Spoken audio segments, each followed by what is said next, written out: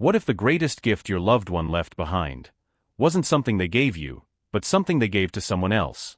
And what if, in your darkest grief, strangers became your family? Margaret Hayes stood silently at the iron gates of Hillside Cemetery, her silver hair glowing softly in the afternoon sun. At 62, she had wealth, status, and a life most people dreamed of, but none of it could fill the hollow space in her heart. Her daughter Emma had been gone for 3 years, and not a single day has felt whole since. Every Tuesday at exactly 3 p.m., Margaret came here. Same path.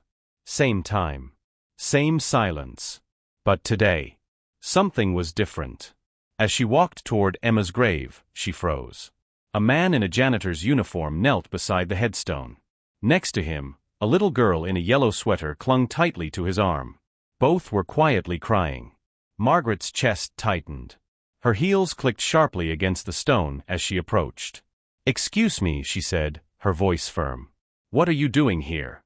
This is my daughter's grave." The man quickly stood, startled. His eyes were kind but tired. He gently helped the little girl up. "I'm so sorry, ma'am," he said, wiping his tears. "We didn't mean any disrespect.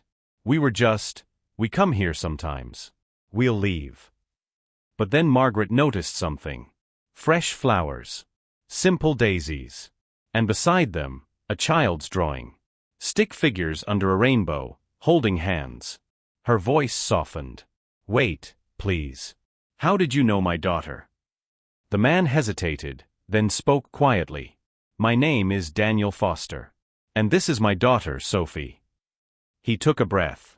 "Your daughter. Emma, she was the kindest person I've ever met." Margaret felt her heart crack open. "Please," she whispered, pointing to a nearby bench. "Tell me about her." They sat together.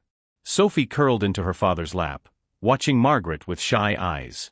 "I work as a custodian at Mercy General Hospital," Daniel began. 3 years ago, my wife was diagnosed with cancer. We had nothing, no insurance, no savings. I was working day and night just to survive." Margaret listened, her hands trembling. "Emma was her nurse," he continued. "But she didn't just do her job. She stayed after her shifts. She talked to my wife, made her smile, even when she was too weak to speak." Margaret closed her eyes. "Yes, that was Emma. One night," Daniel said, "Emma found out I couldn't afford childcare. I had been leaving Sophie alone in the waiting room while I worked." Margaret's breath caught. From that day on, Emma took care of her. She brought books, toys, even taught her how to draw. She made my daughter feel safe when everything else was falling apart. For the first time in years, Margaret felt something shift inside her grief. Sophie slowly spoke, holding out a small worn stuffed rabbit. "Miss Emma gave me this. She said when I miss Mommy, I should hug it and remember that love never goes away." Tears streamed down Margaret's face. Suddenly, everything made sense. The books. The toys in Emma's apartment. The quiet kindness she never spoke about. "My wife passed away," Daniel said softly. "And 2 weeks later, we heard about Emma's accident." Silence filled the air. "We couldn't come to the funeral," he added. "But we needed to say goodbye, so we started coming here." Margaret looked at them, this man who had lost everything, this little girl still holding love in her tiny hands. And she realized something painful. She hadn't been the only one grieving Emma. "I'm sorry," Margaret whispered. "I've been so lost in my own pain.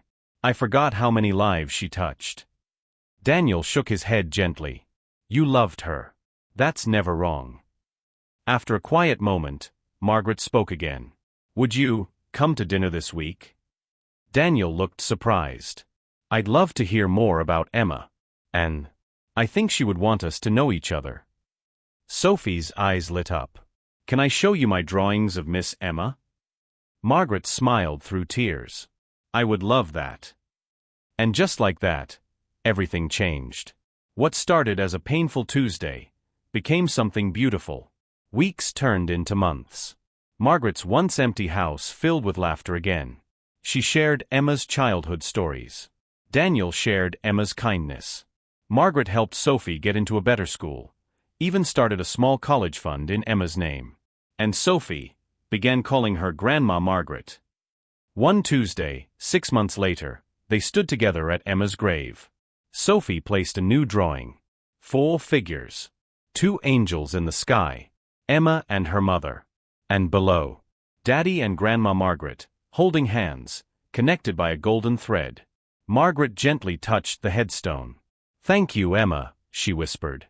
"You didn't leave me alone. You gave me a family." As they walked away, Sophie slipped her tiny hand into Margaret's. And in that moment, Margaret finally understood.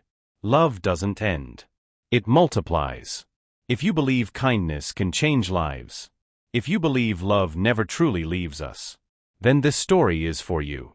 Subscribe to Kindness Warriors. Like, share, and spread kindness. Because sometimes, the smallest acts of love create the greatest legacies.